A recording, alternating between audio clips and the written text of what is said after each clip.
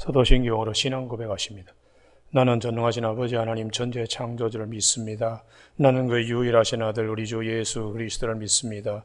그는 성령으로 잉태되어 동정노 마리아에게서 나시고 본디오 빌라도에게 고난을 받아 십자가에 못 박혀 죽으시고 장서된 지 사흘 만에 죽은 자 가운데서 다시 살아나셨으며 하늘에 오르시어 전능하신 아버지 하나님 우편에 앉아 계시다가 거기로부터 살아있는 자와 죽은 자를 심판하러 오십니다. 나는 성령을 믿으며 거룩한 공교회와 성도의 교제와 죄를 용서받는 것과 몸의 부활과 영생을 믿습니다. 아멘. 오늘 아침에는 어제 아침에 이어서 시편 63편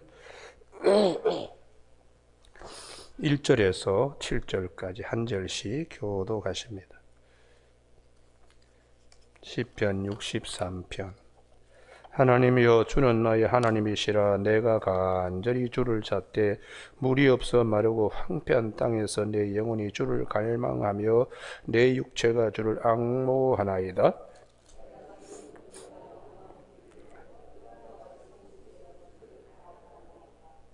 주의 인자하심이 생명보다 나음으로 내 입술이 주를 찬양할 것이라.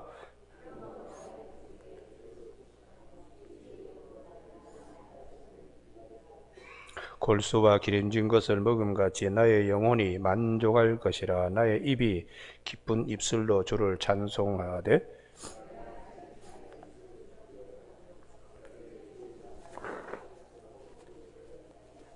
같이 읽습니다. 주는 나의 도움이 되셨음이라. 내가 주의 날개 그늘에서 즐겁게 부르리이다. 아멘. 1절 말씀에 하나님이여 주는 나의 하나님이시라. 내가 간절히 주를 찾되 물이 없어 마르고 황폐한 땅에서 내 영혼이 주를 갈망하며 내 육체가 주를 앙모하나이다 하는 말씀 중심으로 광야에서도 하나님을 찾는 믿음이라는 제목으로 말씀을 나누겠습니다.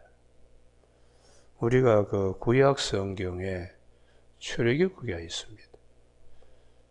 그 내용이 뭐냐? 여러 많은 사건이 있죠. 광야라는 것은 참 여러 가지 어려운 일이 많다는 겁니다.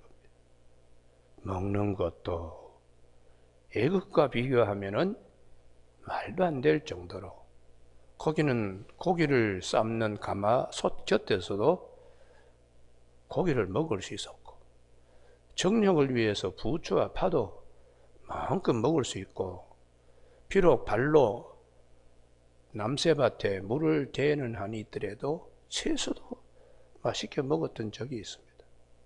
그런데 광야는 그런 것은 전혀 찾아보기 힘든 아주 다른 삶이 되는 것입니다. 또 광야는 바로의 휘하에 있을 때는 전쟁 걱정 없습니다. 그런데 광야에 나오니까 아말렉과 같은 기마 민족들이 이스라엘 백성을 여기저기 치고 곳곳에 복병들이 있습니다. 또 광야에서는 싸움도 있습니다. 싸움도 있습니다. 우리 고라의 자손들이 그 중간 지도급 250명을 휴합해가지고 모세에게 저항하잖아요. 그래서 갈 길은 바쁜데 그런 싸움이 있습니다. 또 거기만입니까? 집안 식욕에도 싸움합니다. 미리암이 모세에게 대듭니다. 모세가 상처를 하고 슬픔이 잠겨서 구스 여인을 이제 후처로 데리고 들어오니래 미리암이 막 그냥 대드는 거죠. 당신만 하나님의 종이냐? 나도 하나님의 음성을 듣는다. 여러 가지로 복잡합니다. 아마 모세가 하루라도 편한 날이 없었을 겁니다. 이게 참 우리 인생이라는 것이, 우리가 살다 보면은 먹거리에 걱정하지 않고 편안했던 시절도 있습니다만은, 그래도 무엇을 먹을까, 무엇을 마실까, 매일 우리 전업주부들 아침에 밥하고 나면서 점심 때 또 뭘 해야 되나?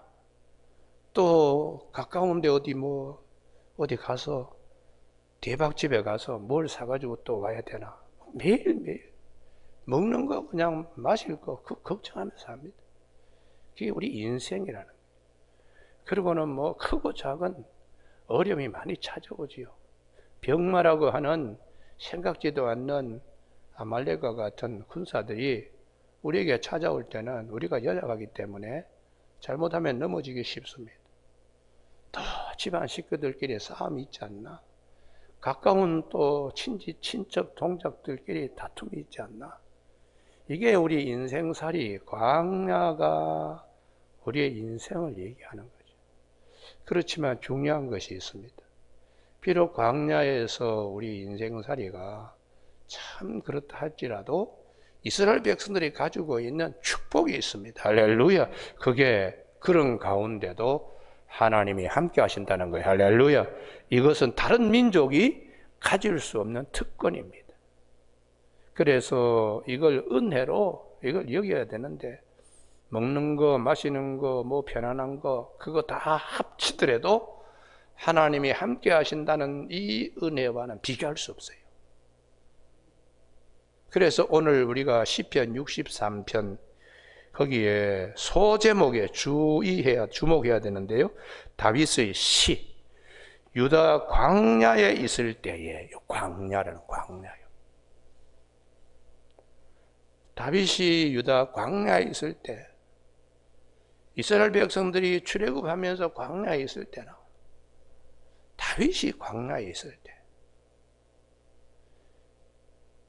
그런데 다윗에게 하나님이 함께 하시고 하나님이 동행하신다는 이 믿음은 참 궁궐에 있는 사울 임금도 갖지 못하는 믿음입니다. 그래서 성경은 우리에게 궁궐에 있는 사울이 낫는가, 아니면은 쫓김을 당하는 유대 광야, 엔게디 동굴이나 십 광야나 뭐 여러 군데가 많이 그냥 쫓아다니던 다윗이 사울보다 나은 것은 믿음입니다. 믿음. 그래서 오늘도 우리가 땅에 있는 성도는 존귀한 자들이 나의 모든 기쁨과 즐거움이 그들에게 있다다. 줄로 지어진 구역, 믿음의 그 자리죠. 거기에 있을 때 하나님이 기뻐하시는 것입니다. 오늘 아침에 참 나는 왜 이렇게 힘든 일이 많나? 그럴 때 그래도 나의 기도를 들으시는 하나님, 나와 함께 동행하시는 하나님, 우리가 아침에 찬송 부른 것처럼 하나님이 함께 하시는 것, 이 자체가 큰 은혜요 축복이고 다른 사람들은 갖지 못하는 특권입니다.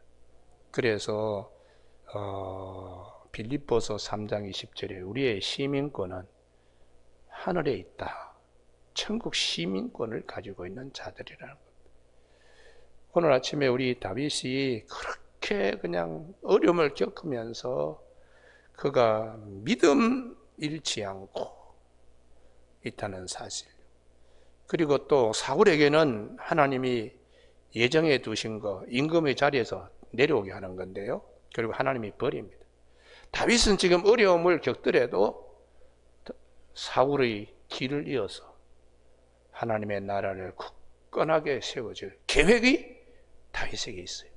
광야에 쫓겨다니고 광야에서 이렇게 하더라도 하나님이 다윗에 대한 예정하심, 할렐루야, 이게 있다는 것이에요. 그래서 우리가 오늘 아침에 1절처럼 기도하고 1절과 같은 상황에 놓이더라도 하나님의 예정하심을 꼭 믿는 믿음의 사람들이 다 되기를 바랍니다. 할렐루야. 그래서 우리 히브리서 12장 3절에 믿음의 주요, 그 아르케라고 그래서 시작이라는 뜻인데요, 믿음의 시작이요 또 우리를 온전케 하신, 온전 완성시킨다는 거예요. 믿음의 주요 또 우리를 온전케 하신 예수 그리스도를 바라보다 그는 그 앞에 있는 즐거움을 위하여 십자가를 참으사 부끄러움을 개의치 아니하시더니 하나님 보좌에 나가게 되었다고, 하나님 보좌 우편에 나가게 되었다고 그렇게 말씀합니다. 오늘 아침에 다윗이 어떻게 노래 부르고 있는가? 그의 피 맺힌 기도, 그 기도 간구 부르짖음이 어떤가? 1절 하나님이여 주는 나의 하나님이시라. 요 말씀이 우리들에게도 살아있는 말씀이 되기를 바랍니다. 할렐루야. 그래서 주는 나의 하나님이시라. 이 믿음을 가지면 절망하지 말아야 돼요. 절망하지 말아야 돼요. 우리가 엘리야가 하나님의 일을 아주 눈에 그냥 뭐 천지개벽하듯이 큰 일을 하잖아요. 바알과 아세라 선지자들, 너희가 하나님과 우상 사이에 머뭇머뭇거리는데 하나님 쪽으로 건너와야 되지 않겠는가? 그러면서 누가 참 신인가? 그가 기도했을 때 하늘에 불이 내리고 3년 6개월 동안에 비가 오지 않을 때에 엘리야가 지중해 바다를 바라보면서 7번 기도했을 때 손바닥만한 구름이 점점 커져서 나중에는 아합의 수레바퀴가 이스라엘 평야의 진흙에 빠질 정도로 엄청난 비가 왔습니다. 불도 내려오게 하고 비도 내려오게 한 엘리야가 아합과 이세벨의 핍박 때문에 유대 광야에 나아가서 하룻길을 더 들어가서 너뎀나무 아래에서 죽기를 하나님께 구했다. 이게 엘리야의 가장 부끄러운 부분인 동시에 또 우리의 현실일 수도 있어요. 어제의 하늘의 비를 불렀던 엘리야가 오늘 어려움을 당하니까 이렇게 꺾여지는 거예요. 그래서 그 다음 말씀이 중요해요. 그래도 엘리야의 하나님은 엘리야를 버리지 아니하셨다는 사실이. 천사를 보내가지고 물과 떡을 줘서 먹어라, 기운 차려라, 정신 차려라. 시내산까지 아직도 가야 될 길이 많은데, 그러고는 설득해서 엘리야를 시내산까지 데려가서 불 가운데, 바람 가운데, 지진 가운데가 아니라 세미한 음성으로 엘리야에게 큰 비전을 하나님이 들려주십니다. 이스라엘 왕도, 아랍의 왕도 내 손에 의해서 세워지게 되는, 후계자 엘리사도 네가 네 손으로 세워야 되는 이 큰 비전, 큰 계획을 하나님은 다 가지고 밑그림을 가지고 계시는데, 이 엘리야가 중간에서 죽었으면 좋겠다, 그렇게 절망하는 것입니다. 여러분, 우리가 살면서 힘들 때는 믿음 생활하기 너무 힘들다, 차라리 그냥 하나님 앞에 빨리 가는 게 좋겠다, 그런 생각 우리가 할 때가 있습니다. 그래도 여전히 우리의 하나님이세요. 할렐루야. 예, 우리의 하나님이십니다. 오늘 아침에 다윗에게 하나님은 어떤 계획을 가지고 계시나? 유대 광야에서 이리저리 그냥 쫓겨당하더라도 다윗을 향한 하나님의 계획은 예루살렘에 하나님의 법궤를 안치해서 성전이 지어지게, 예루살렘 성전이 지어지게 하나님이 다 그냥 큰 계획을 가지고 계시는 거예요. 그래서 사도 바울은 그럽니다. 우리에게는 성령이 말할 수 없는 탄식으로 우리를 위하여 대신 기도할 만큼 우리가 막 시험 들 때도 이거 한 가지 분명하게 알아야 될 것은 로마서 8장 20, 하나님을 사랑하는 자, 그 뜻대로 부르심을 입은 자들에게는 모든 것이 합력하여 선을 이루니라. 할렐루야. 그 이유는 하나님의 계획 때문에 그래요. 예지하시고 예정하시고 미리 정하신 자들을 또한 부르시고 또 부르신 자들을 의롭다 하시고 의롭다 하신 것들을 영화롭게 하셨느니라. 할렐루야. 그래서 우리가 로마서 8장 29절을 믿음의 5단계, 하나님의 예정하심의 5단계, 이거는 거의 뭐 암송하듯이 우리 믿음에 박힌 못이, 말씀에 박힌 못이 되어야 됩니다. 그래서 주님께서 그러시잖아요. 걱정하지 마라. 내가 너희를 위하여 처소를 예비하러 간다. 요한복음 14장 1절에 마음에 근심하지 말라. 하나님을 믿으니 또 나를 믿으라. 내가 너희를 위하여 거처를 예비하러 간다. 만약에 없다면 내가 너희들에게 이런 말 하지 않았을 것이다. 그러나 가서 거처를 예비하면 다시 너희에게로 와서 너희를 나 있는 곳에 데리고 가겠다고 그렇게 약속하셨어요. 여러분, 오늘 아침에 우리가 힘들고 어려운 일이 많습니다. 그래도 다윗과 같이 1절에 하나님이여 주는 나의 하나님이시라, 이 말씀이 우리의 영혼의 울림이 되고 메아리가 되어서 늘 잔상에 남기를 바랍니다. 내가 간절히 주를 찾되 물이 없어 마르고 목이 타지요. 황폐한 땅에서 먹을 거리도 없고 안정도 없습니다. 내 영혼이 주를 갈망하며 내 육체가 주를 앙모하나이다. 믿음 잃지 않는 다윗, 참 건강한 믿음입니다. 내가 주의 권능과 영광을 보기 위하여 이와 같이 성소에서 저를 바라본나이다. 항상 다윗은 마음에 성소가 있었어요. 그 성소는 나중에 예수 그리스도로 요한복음 2장 19절, 20절, 21절에 이 성전을 헐라 내가 사흘 만에 다시 짓겠다. 예수님 자신을 성전이라 그랬어요. 그래서 우리는 항상 우리가 예수 그리스도를 바라볼 때 소망이 있습니다. 그 다음 3절, 이게 대단히 어려운 본문인데요. 3절 다 같이 합독하시게 시작. 주의 인자하심이 생명보다 나음으로 내 입술이 주를 찬양할 것이라. 이게 참 어려운 본문이에요. 인자하심, 이게 헤세드, 언약적 사랑입니다. 하나님의 언약적 사랑은 그 다음에 생명보다, 이 하임이라고 하는 이 단어 생명은 복수로 되어 있어요. 복수요. 하나님의 언약적 사랑은 우리의 생명보다 더 낫다. 죽음과도 바꿔도 아깝지 않다. 그만큼 하나님의 언약적 사랑을 믿는 믿음입니다. 할렐루야. 예. 그래서 사도 바울이 그러잖아요. 디모데후서 4장 6절에 내가 이 전제와 같이 부음을 받을 날, 곧 순교할 날이 코앞에 와 있다.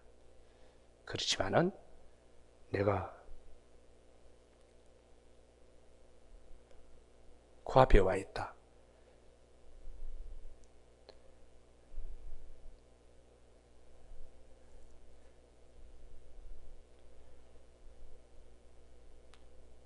나의 갈 길을 주님께서 어떻게 하시는가? 선한 싸움을 달려갈 길을 마치고 선한 싸움을 싸우고 믿음을 지켰다. 그게 얼마나 귀한 말씀인지 몰라. 내 생명과도 바꿔도 내가 아깝지 않다. 그래서 사도 바울은 여기를 꼭 찾으시기 바랍니다. 사도행전 20장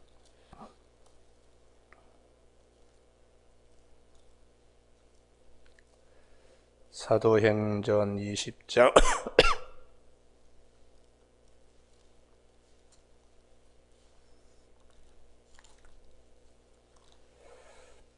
24절